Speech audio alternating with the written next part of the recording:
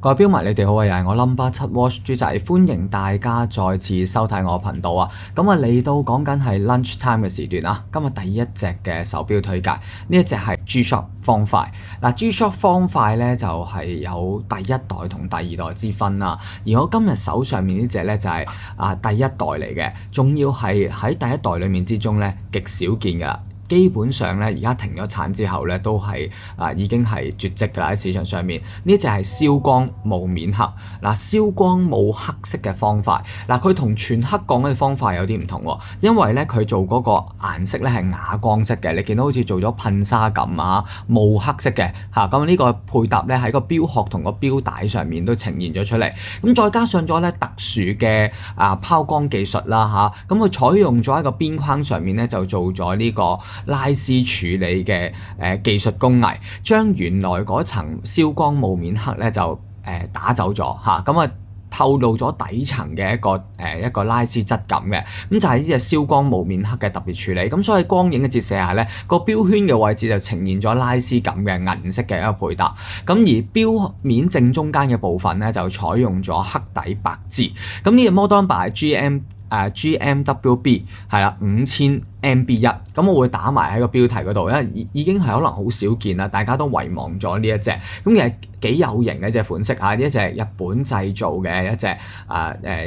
MIJ 嘅版本，咁而左邊兩個按鍵，右邊兩個按鍵 full metal cover 嘅金屬嘅不鏽鋼外殼，配搭咗實心鋼帶嘅。咁啊，第一代嘅方塊啦，呢隻係木村拓哉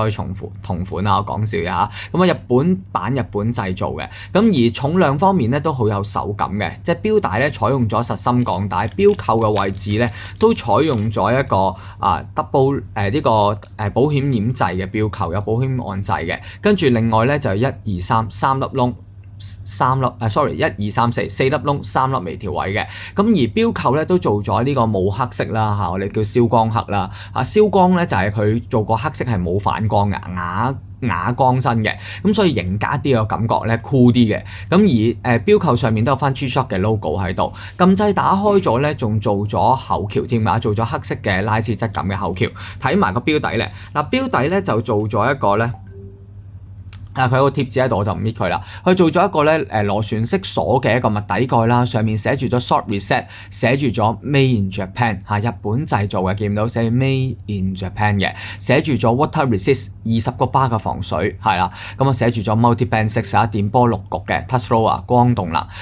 光動能加電波對視，咁啊其實咧上面咧12時時錶方向嘅位置都寫住 touch roller 啦，跟住咧下面6時位置咧就有寫住咗 G-Shock 之餘咧喺個邊框上面都寫住咗 Bluetooth 啦，寫住咗 multi band 6嘅電波6局，佢有電波對時嘅，咁我試下 hold 住個喺主畫面時佢 hold 住個右上角按鍵先，咁喺右上角按鍵咧就有背光燈嘅功能，見唔見到？係啊，就有背光燈嘅功能嚟嘅。好，跟住我哋開右下，撳住右下角按鍵，撳住右下角按鍵咧，睇下發生咗啲咩事先。hold 住咗右下角按鍵就收取電波啦收取電波咁呢個就係 RC 嚟嘅，收電波嘅。咁我哋撳一下咧就會顯示到咧而家斬下咧就係收取電波嘅狀態咁可以強制收電波嘅。咁其實咧香港咧而家好多地區咧都會收到電波喎。咁例如咧就觀塘啦、太子啦、荃灣啦太古啦好多地方咧啲標迷都話俾我聽咧收到電波最犀利咧，我最近期收到個標迷話俾我聽咧。觀塘夜晚8點鐘已經收到啦，通常咧要喺凌晨時分啦清晨12點零到呢個凌晨嘅3點鐘先最容易收到電波嘅。咁呢個係有電波對視，有光動能嘅呢隻錶咧方塊嘅第一代咧，其實咧都有好多唔同嘅配色，黑鋼咧就有2隻嘅其中黑鋼就有2隻，而我今日介紹呢一隻咧就唔係黑鋼王嗰隻，係燒光冇面黑，咁佢充滿電其實同其他一樣嘅，可以行到10至到11個月嘅。咁當進入省電模嘅時候咧，差嘅環境之中咧，佢自動會開啟省電模噶啦，咁仲更加行到22個月咁耐添嘅，行到22個月嘅。好啦，咁我撳下啲模掣俾大家睇啦，一撳咗個模掣，咁啊進入 real time mode 啦兩地時區時間，咁我哋可以 setting 啦嚇，有呢個 real time 有5個 real time 咁多嘅嚇，可以 setting 嘅。咁亦都喺藍牙應用程式裡面調校嘅，就唔需要手動調校都得嘅。咁啊，同我哋購買錶迷咧可以放心啦，因為我同我哋嘅團隊啊都會協助你攞錶嘅時候，只要你有需要咧，我哋會登記埋落你嘅手機裡面啦，幫你下載埋軟件應用程式啦，手把手教埋點樣用嘅，所以咧唔需要擔心啊。因為用咗藍牙連接功能之後咧，你會覺得好方便嘅嚇。咁尤其是你中意去旅行啊嚇，有親戚喺外地啊嚇，會校下鬧鐘啊嚇，咁呢啲咧全部都喺手機應用裡面調校嘅，手機程式裡面調校。好啦，跟住咧 alarm 啦嚇，咁鬧鐘1、鬧鐘2、鬧鐘3、鬧鐘4個鬧鐘加個貪睡鬧鐘，同樣可以應用程式裡面調校嘅。Stopwatch 係一個計時模公能啦，1001、1002、1003 stop reset 嚇，跟住咧再去。就係呢個 timer 啦，倒計時。咁我 set 個倒計時咧，亦都係可以喺應用程式裏面調校嘅。咁啊，譬如而家校咗10秒鐘嘅倒計時啦，呢個10分鐘嘅倒計時。咁我哋可以校翻少啲嘅倒計時，試俾大家睇啊。咁呢個咧就校1秒鐘嘅倒計時啦。聽到個響聲啦。